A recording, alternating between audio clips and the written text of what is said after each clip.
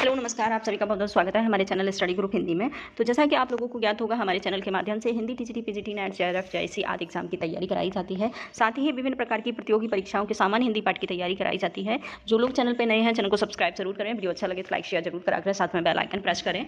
और साथ ही हमें ये भी बताएं कि आपको यदि कहीं डाउट होता है तो वैसे हमें कमेंट करके बता सकते हैं। और सबसे रिक्वेस्ट है कि वीडियो को लास्ट तक जरूर देखें, क्योंकि प्रश्न बहुत ही एग्जाम के अकॉर्डिंग महत्वपूर्ण प्रश्न हैं और ये वाले प्रश्न आपको किसी न किसी एग्जाम में ज़रूर मिल ही जाएंगे। तो आशा करते हैं आप लोगों को प्रैक्टिस सेट पसंद आएगा। आज हम हिंदी आदिकालीन जो प्रैक्टिस सेट है उसको सॉल्व कर रहे हैं। आदिकालीन साहित्य का जो साहित्य है उसका प्रैक्टिस सेट सॉल्व कर रहे हैं। यदि किसी को डाउट है तो हमें ऐसा कमेंट कर सकता है। साथ ही ये भी बता सकते हैं कि आपसे कितने प्रश्न हो पाए हैं और आप खुद ही अपने खुद का एनालिसिस करते चलें साथ में, और बताएं हमें कमेंट के माध्यम से कि आपने कितने प्रश्नों को सॉल्व किया है, आपसे कितने प्रश्न हो पाए हैं, और फिर महसूस करें कि आपकी तैयारी जो है किस लेवल की है। और अगर कुछ डाउट रहता है तो अपनी तैयारी को थोड़ा सा और स्पीड बढ़ाएं। तो आज चलिए देखते हैं। पहला प्रश्न है, आदिकालीन साहित्य का प्रैक्टिस सेट है, आप लोग इसे याद रखें, ठीक है। इसमें है, पहला प्रश्न है, हिंदी के आरंभिक रूप को अभट्ट किसने माना है। बहुत ही सारे के सारे जो प्रश्न हैं बहुत ही महत्वपूर्ण हैं एग्जाम के अकॉर्डिंग, तो आप लोग इनको थोड़ा सा मतलब आलस में ना लें, ठीक है। ऑप्शन है चंद्र शर्मा गुलेरी, भोला शंकर व्यास, रामचंद्र शुक्ल और रामविलास शर्मा। और तो आंसर हमारा हो जाएगा सेकंड वाला सही, भोला शंकर व्यास के द्वारा ही हिंदी को आरंभिक काल, जो हिंदी का आरंभिक काल था उसे अबहट नाम मूल रूप से भोला शंकर व्यास ने ही दिया है। उसके बाद कुछ और नाम भी आए हैं सामने, जैसे कि विद्यापति हैं, चंद्र शर्मा गुलेरी हैं, और भी लोगों ने अबहट कहा है, लेकिन सबसे पहले जो आरंभ में सबसे पहले जो नाम दिया है अबहट का हिंदी के आरंभिक काल को, तो वो भोला शंकर व्यास ने दिया है। इसके साथ ही आप नेक्स्ट दूसरा प्रश्न देखेंगे। दूसरा प्रश्न है, हिंदी साहित्य के आदिकाल का समय महाराजा भोज के समय से लेकर हमीर हमीर देव के समय तक किसने माना है। बहुत ही महत्वपूर्ण प्रश्न है और थोड़ा सा उलझाने वाला प्रश्न है ये, तो आप लोग इसे थोड़ा सा ध्यान से सॉल्व करें, ठीक है। ऑप्शन है ग्रेशन है, शिव सिंह सेंगर हैं, और नागेंद्र हैं, और रामचंद्र शुक्ल हैं। तो आंसर जो है हमारा हो जाएगा डी सही। रामचंद्र शुक्ल के द्वारा ही ये जो हिंदी साहित्य का आदिकाल का समय है वो महाराज भोज के समय से लेकर के हमीर देव के समय तक का समय काल माना है आचार्य रामचंद्र शुक्ल ने। इसके बाद नेक्स्ट दूसरा प्रश्न है, उस समय जैसे गाथा से प्राकृत भाषा का बोध होता था। बहुत ही महत्वपूर्ण प्रश्न है। उस समय जैसे गाथा से प्राकृत भाषा का बोध होता था, वैसे ही दोहा से या दोहा कहने से किस भाषा का बोध होता है। तो आंसर है, ऑप्शन है हमारे अबहट भाषा का, संस्कृत भाषा का, अपभ्रंश भाषा का, या फिर होता है अवधी भाषा का। तो आंसर हो जाएगा हमारा अपभ्रंश भाषा का बोध होता है दोहा से या फिर दोहा से। और गाथा से जो तात्पर्य लगाया जाता है वो प्राकृत भाषा से लगाया जाता है। इसके बाद नेक्स्ट दूसरा प्रश्न है, हिंदू समाज में नीची से नीची समझी जाने वाली जाति भी अपने से नीची एक और जाति ढूंढ लेती है। बहुत ही महत्वपूर्ण कथन और बहुत ही सच्चा कथन है, ठीक है। तो ये कथन हमें बताना है किसका है, हेमचंद का है, रामचंद्र शुक्ल का है, हजारी प्रसाद का, या फिर गणपति चंद्रगुप्त का है। तो आंसर हो जाएगा हमारा 4 का हजारी प्रसाद सही।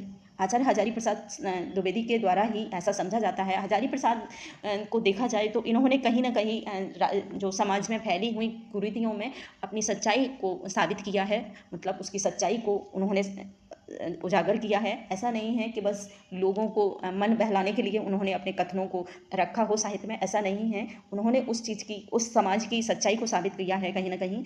तो हजारी प्रसाद हमारे एक साहित्य के बहुत बड़े जो हैं समाज सुधारक के रूप में भी साबित होते हैं। तो इसके साथ ही आंसर हमारा हो जाएगा हजारी प्रसाद द्विवेदी। इसके बाद प्रश्न नंबर हमारा 5 को देखेंगे। सिद्ध साहित्य का प्रमुख केंद्र, बहुत ही महत्वपूर्ण प्रश्न 2022 के लिए, आप लोग इसे नोट करें, ठीक है। तो ऑप्शन है हमारे श्री पर्वत, नीलगिरी पर्वत, अरावली पर्वत, या फिर कंचनजंगा। तो आंसर हो जाएगा हमारा श्री पर्वत, ठीक है। श्री पर्वत का जो एरिया है, श्री पर्वत का जो केंद्र है, वही हमारे सिद्ध साहित्यों का केंद्र रहा है मूल रूप से। वैसे तो कहा जाए है कि जो सिद्धों का जो क्षेत्र है वो पूर्वी क्षेत्र माना जाता है कहीं ना कहीं, और तो इसमें श्री पर्वत क्षेत्र माना है, ठीक है। इसके बाद नेक्स्ट दूसरा है प्रश्न हमारा 6, सिद्धों की भाषा को संध्या भाषा किसने कहा है। बहुत ही महत्वपूर्ण प्रश्न है, ठीक है। तो ऑप्शन है हमारे मुनिदत्त ने, इस प्रश्न को भी आप 2022 के लिए मेंशन करें, ठीक है। और प्रैक्टिस सेट साथ में ये भी बताएं आप लोग कमेंट करके कि आपको ये प्रैक्टिस सेट कैसा लगा, किस लेवल का लगा है। अगर ऐसा ही प्रैक्टिस सेट चाहिए आपको तो आप हमें कमेंट के माध्यम से बता सकते हैं। नेक्स्ट जो वीडियो होगा वो आपके अकॉर्डिंग ही होगा, आपके द्वारा भेजे हुए कमेंट के द्वारा के माध्यम से ही होगा। तो इसके साथ ही जो ऑप्शन है मुनिदत्त सूरी हैं, मुनिदत्त हैं, अद्वज व्रत हैं, अद्वज वज्र बोलते हैं कोई कोई से, और कोई कोई अद्वज व्रत लिखा है, आप लोग अद्वज वज्र लिख लें, अद्वज वज्र, ठीक है। अद्वज वज्र कोई नाम मिलता है कहीं कहीं, तो दोनों नामों को आप लोग याद रखें जरूर। तो और दूसरा जो ऑप्शन है वो है उपयुक्त में से दोनों ही।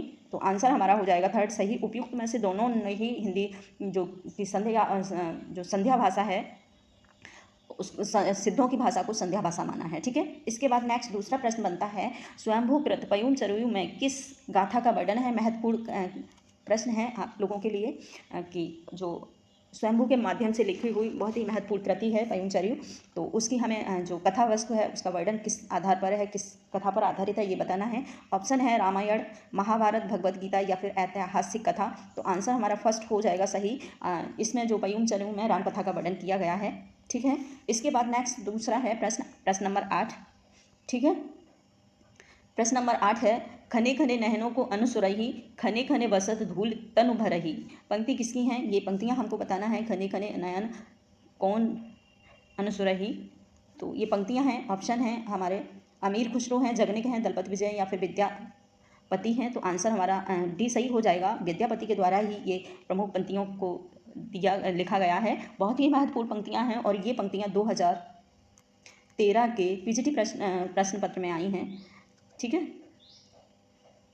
2013 का जो पीजीटी का पेपर था उसमें ये पंक्तियां आई हैं। प्रश्न बहुत ही महत्वपूर्ण है एग्जाम के आधार पर, तो आप सभी प्रश्नों को नोट करें, ठीक है। इसके बाद नेक्स्ट दूसरा प्रश्न है हमारा प्राकृत का पांडिनी किसे कहा जाता है। बहुत ही महत्वपूर्ण प्रश्न, प्राकृत का पांडिनी किसे कहा जाता है। ऑप्शन है हमारे हेमचंद हैं, स्वयंभू हैं, सरहप्पा हैं और कडप्पा हैं। तो आंसर हमारा हो जाएगा हेमचंद को प्राकृत का पांडिनी कहा जाता है। इनकी बहुत ही महत्वपूर्ण रचना रही है जो प्राकृत भाषा में लिखी गई है हेमचंद की। इसके बाद नेक्स्ट दूसरा प्रश्न है, तो इनकी जो एक बहुत ही महत्वपूर्ण रचना है वो है शब्दानुशासन, जो व्याकरणिक ग्रंथ माना गया है। तो आंसर हमारा हो जाएगा इसका प्राकृत का पांडिनी कहा जाता है हेमचंद को, ठीक है। और इनकी एक विशेष रचना है शब्दानुशासन, जो एक व्याकरणिक ग्रंथ है, ठीक है। इसके साथ ही नेक्स्ट दूसरा प्रश्न है हमारा जैन कवियों ने कृष्ण कथा को कहा है। जैन कवियों ने कृष्ण कथा को क्या माना है। भागवत पुराण, हरिवंश पुराण, भागवत गीता या फिर मोक्षदायिनी कथा। तो आंसर हो जाएगा हमारा हरिवंश पुराण ही माना है। जो जैन कवि थे वो भगवान कृष्ण की लीलाओं को, कृष्ण की कथाओं को हरिवंश पुराण के अंतर्गत मानते हैं, ठीक है। इसके बाद नेक्स्ट दूसरा प्रश्न है जम्मू स्वामी रासो किसकी रचना है। महत्वपूर्ण प्रश्न, जो जम्मू स्वामी रासो ग्रंथ है। ऑप्शन है हमारे धर्मसूरी, हेमचंद, निजधर, धर्मसूरी और श्रीधर। तो आंसर हो जाएगा हमारा फर्स्ट सही, धर्मसूरी हैं जम्मू स्वामी रासो के रचयिता। इसके बाद नेक्स्ट दूसरा है प्रश्न नंबर 12, रड़मल छंद के लेखक कौन हैं, ठीक है। ऑप्शन है श्री भट्ट केदार और श्रीधर और धर्मसूरी और स्वयंभू।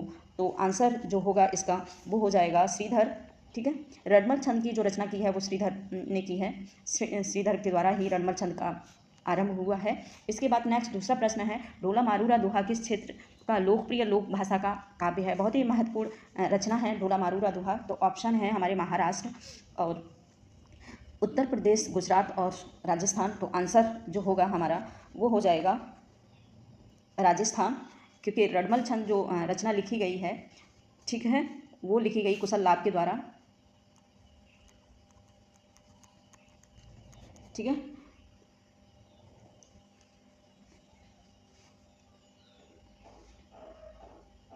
कुशल लाभ के द्वारा ढोला मारूरा दोहा का आरंभ हुआ है। कोई कोई इसे कल्लोल बोलता है, कोई कुशल लाभ बोलता है, तो आप कंफ्यूज ना होइए इसमें, ठीक है। और ये रचना है वो राजस्थान पर के क्षेत्र में अंतर्गत आती है। इसमें राजस्थान की लोक कथाओं का वर्णन किया गया है, ठीक है, क्योंकि ये एक जैन आचार्य थे, जैन कवि थे, ठीक है। इसके बाद नेक्स्ट दूसरा प्रश्न है हमारा इनमें से अपभ्रंश के सर्वप्रधान कवि हैं। अपभ्रंश के सर्वप्रधान कवि हमें बताना है। ऑप्शन है स्वयंभू, धनपाल और नेक्स्ट ऑप्शन देखेंगे कुशल लाभ, ठीक है, और राम सिंह। तो आंसर हो जाएगा हमारा 14 का स्वयंभू स्वयंभू अपभ्रंश के वाल्मीकि कहा जाता है स्वयंभू को। तो इसी आधार पर हम ये मानेंगे कि जो अपभ्रंश का सबसे महत्वपूर्ण प्रधान कवि था वो स्वयंभू ही हैं। ठीक है, इनकी 3 रचनाएं हैं, 3 इसमें पयूम जरूरी है जो रामकथा पर आधारित रचना है, बहुत महत्वपूर्ण है। इसके साथ नेक्स्ट दूसरा प्रश्न है, सिद्धों का समय सिद्धों का प्रथम कवि कौन है। बहुत ही महत्वपूर्ण एवं विवादास्पद प्रश्न है, इस पर बहुत विवाद रहा है, आज भी विवाद है इस प्रश्न पर। तो आप लोग इसको थोड़े से अपने समझ से इसे सॉल्व करें इस प्रश्न को। ठीक है, सरहप्पा माने हैं, कहप्पा माने, गुदरप्पा माने हैं, शेरपा माने हैं। तो आंसर जो है हमारा हो जाएगा सरहप्पा। सिद्धों का जो प्रमुख कवि है सरहप्पा को माना जाता है। और इसका एक प्रश्न और बनता है कि सिद्ध साहित्य का जो सिद्ध काव्य था हमारा हिंदी साहित्य में, उसके सिद्धों का प्रवर्तक कौन है। तो भी कोई सरहप्पा मानता है, कोई इसे मत्स्येंद्र नाथ मानता है। मत्स्येंद्र नाथ वो नाथों में थे। हाँ, इसका आंसर यही सही है, सरहप्पा।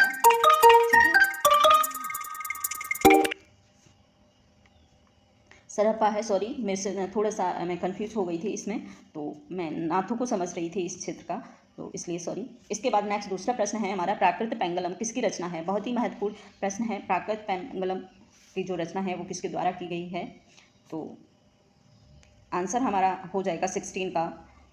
ऑप्शन है हेमचंद, स्वयंभू, वंशीधर और विद्यापति। तो आंसर जो है वंशीधर के द्वारा कहीं कहीं मिलता है, और कोई लोग इसे मानते हैं कि ये एक किसी विशेष कवि के द्वारा नहीं लिखी गई थी प्राकृत पेंगलम। प्राकृत पेंगलम एक छंद शास्त्र ग्रंथ है। ठीक है, छंद शास्त्र है, ठीक है, ग्रंथ है प्राकृत पेंगलम।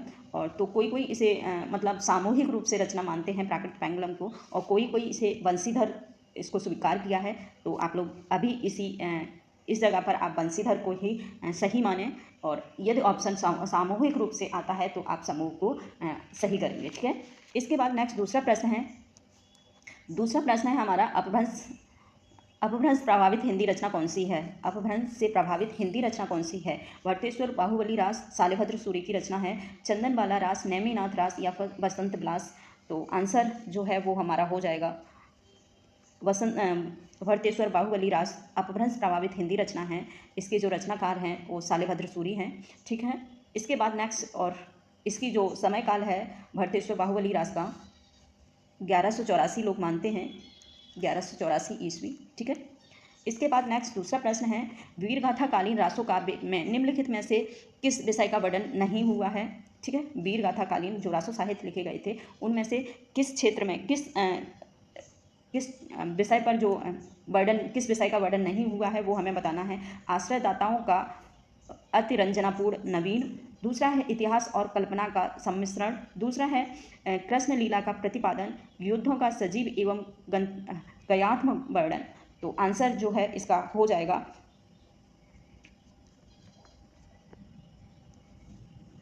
एक सेकेंड, तो आंसर जो है वो है कृष्ण लीलाओं का प्रतिपादन वीरगाथा काल में नहीं हुआ है। आप लोग इसको याद रख लें। आश्रयदाताओं का अतिरंजनापूर्ण जो वर्णन था बहुत हुआ है।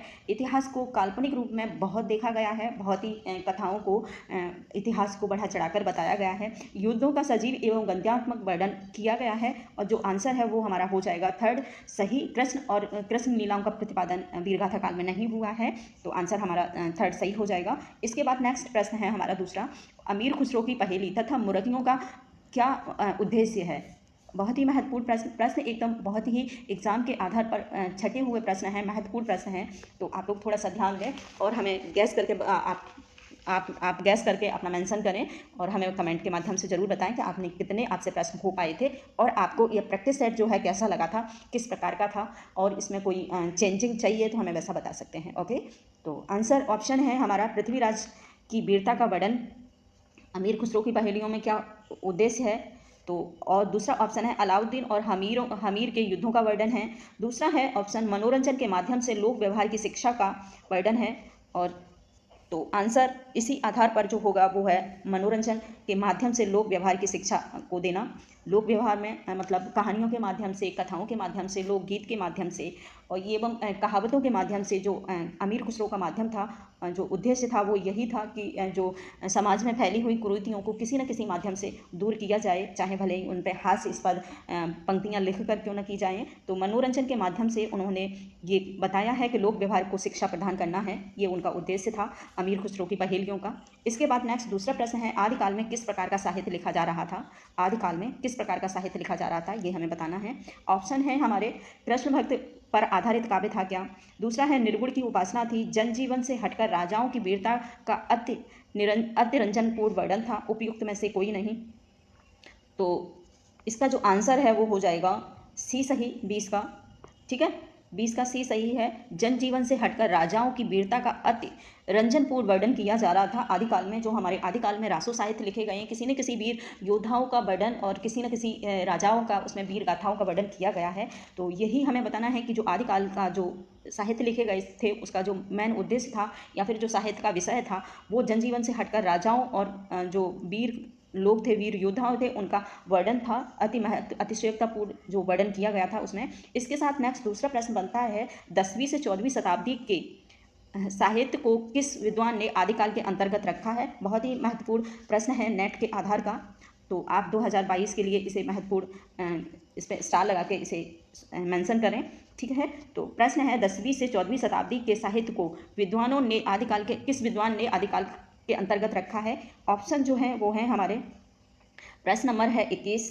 ठीक है, ऑप्शन है आचार्य रामचंद्र शुक्ल है, मिश्र बंधु हैं, राहुल साकृत्यायन है और लास्ट में है हजारी प्रसाद द्विवेदी। तो आंसर हो जाएगा हमारा हजारी प्रसाद द्विवेदी के द्वारा ही माना गया है कि 14वीं शताब्दी से जो शताब्दी के साहित्य को उन्होंने आदिकाल के अंतर्गत रखा है। ठीक है, इसके बाद नेक्स्ट दूसरा प्रश्न है, अपभ्रंश काव्य का सुप्रसिद्ध छंद कौन सा है? बहुत ही महत्वपूर्ण प्रश्न है, बहुत बार एग्जाम में रिपीट हुआ है 2022 के लिए, इसे स्टार लगा के जरूर लिखें।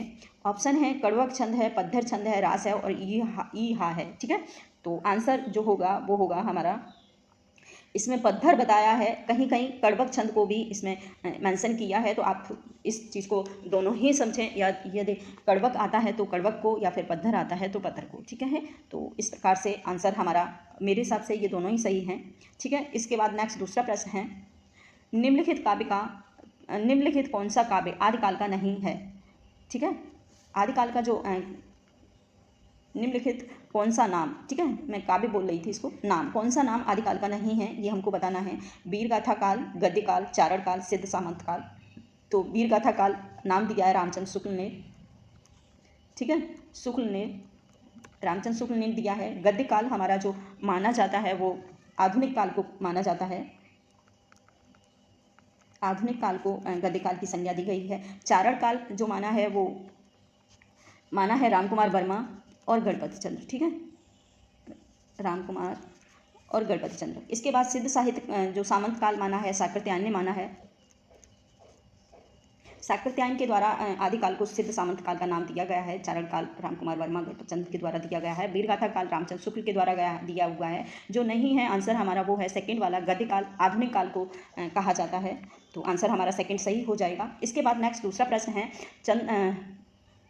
चंदवरदाई किसके दरबारी कवि थे? महत्वपूर्ण प्रश्न। तो ऑप्शन है महाराजा हमीर के और महाराजा विशलदेव के, महाराणा प्रताप के या पृथ्वीराज चौहान के। तो जो चंद्रवरदाई थे वो पृथ्वीराज चौहान के दरबारी कवि थे, साथ ही ये पृथ्वीराज चौहान के घनिष्ठ मित्र भी थे। ठीक है, ये मित्र भी थे। ठीक है, इनको जो चंद्रवरदाई थे वो इनके मित्र थे पृथ्वीराज रासो के, और इन्हीं ने पृथ्वीराज रासो की रचना की है। ठीक है, इसके बाद नेक्स्ट दूसरा प्रश्न है, ईयाश्रय किसकी रचना है? बहुत ही महत्वपूर्ण रचना है ये ईयाश्रय, और बताना है कि ये किसकी रचना है। ठीक है, प्रश्न हमारा 25 है। तो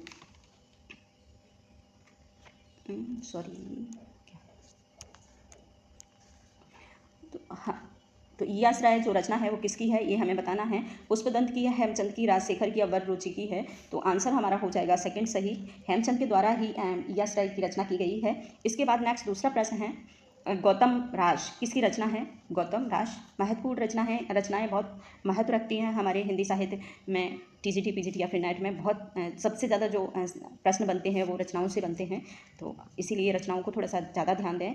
ठीक है, तो ऑप्शन है मेरुतुंग सूरी हैं, दूसरा है ईश्वरी दास हैं, ठीक है। तीसरा है विजय भट्ट हैं, इनमें से कोई नहीं है, तो आंसर जो हो जाएगा हमारा हो जाएगा थर्ड सही, विजय भट्ट के द्वारा गौतम रास लिखा गया है। इसके बाद नेक्स्ट दूसरा है ललितांग किसकी रचना है, ललितांग किसकी रचना है। ऑप्शन है विजय भट्ट की है, ईसुरु की है, या फिर हरिभद्र सूरी की है, या फिर ऑप्शन है हमारा यश कीर्ति की है। तो आंसर जो है हमारा हो जाएगा सही, ईसुरी के द्वारा ही लिखा गया है ये, ठीक है। आंसर हमारा सेकंड सही हो जाएगा, ललितांग रचना ईश्वरी के द्वारा लिखी गई है। इसके बाद नेक्स्ट दूसरा प्रश्न है दुर्गा भक्ति तरंगिनी किसकी रचना है। महत्वपूर्ण रचना बहुत बार एग्जाम में आई है दुर्गा भक्ति तरंगिनी, तो ये किसकी रचना है। प्रश्न नंबर हमारा 28 है। ऑप्शन है गोरखनाथ, विद्यापति, हेमचंद या फिर राम सिंह। तो आंसर हमारा सेकंड सही हो जाएगा, विद्यापति के द्वारा ही दुर्गा भक्ति तरंगिनी की रचना की गई है। इसके बाद नेक्स्ट दूसरा प्रश्न है जस हर चरयू का दूसरा नाम क्या है। महत्वपूर्ण और 2022 के लिए ये स्टार लगा के इस रचना को मेंशन करें, ठीक है। जस ही चरयू रचना किसकी है। ऑप्शन है हमारे हरिवंश पुराण, और दूसरा नाम जस ही चरयू का जो दूसरा नाम है वो हमें बताना है। हरिवंश पुराण है, देवचरित है, यशोदा चरित है, या फिर भागवत पुराण है। तो आंसर जो होगा वो हो जाएगा थर्ड सही, यशोदा चरित को ही जस ही चरित नाम दिया गया है, दूसरा नाम इसका जसीर चरी है। वैसे देखा जाए साहित्य में तो जसीर चरी का नाम ही हम आज तक पढ़ते आ रहे हैं, लेकिन ये जसीर चरी को हम यशोदा चरित भी कहते हैं। और ये जो रचना है ये पुष्पदंत के द्वारा लिखी हुई है, आप लोग इसको ज़रूर याद रखें, पुष्पदंत, ठीक है। पुष्पदंत के द्वारा लिखी हुई रचना है, महत्वपूर्ण रचना है जसीर चरी। पूछ सकते हैं कि इसमें किसका कथा का वर्णन है, तो जसोदा चरित का वर्णन किया गया है इसमें रचना में। इसके बाद नेक्स्ट दूसरा और लास्ट प्रश्न है शिव महत्व स्त्रोत किसने कहा है, किसे कहा जाता है, ठीक है। शिव महन स्त्रोत किसे कहा जाता है। ऑप्शन हैं जो हमारे वो हैं विद्यापति हैं, हेमचंद हैं, अमीर खुसरो हैं, या फिर पुष्पदंत हैं। तो आंसर जो है वो हमारा हो जाएगा पुष्पदंत। पुष्पदंत को ही शिव महन स्त्रोत कहा जाता है, ठीक है। तो आज इतना ही। नेक्स्ट दूसरा वीडियो हम इसी प्रकार का प्रैक्टिस सेट के आधार पर बनाएंगे। यदि किसी को डाउट होता है तो हमें कमेंट के माध्यम से बता सकते हैं। साथ ही बता सकते हैं कि नेक्स्ट वीडियो आपको किस टॉपिक पर चाहिए, तो उस टॉपिक पर आपका नेक्स्ट वीडियो होगा। तो थैंक यू।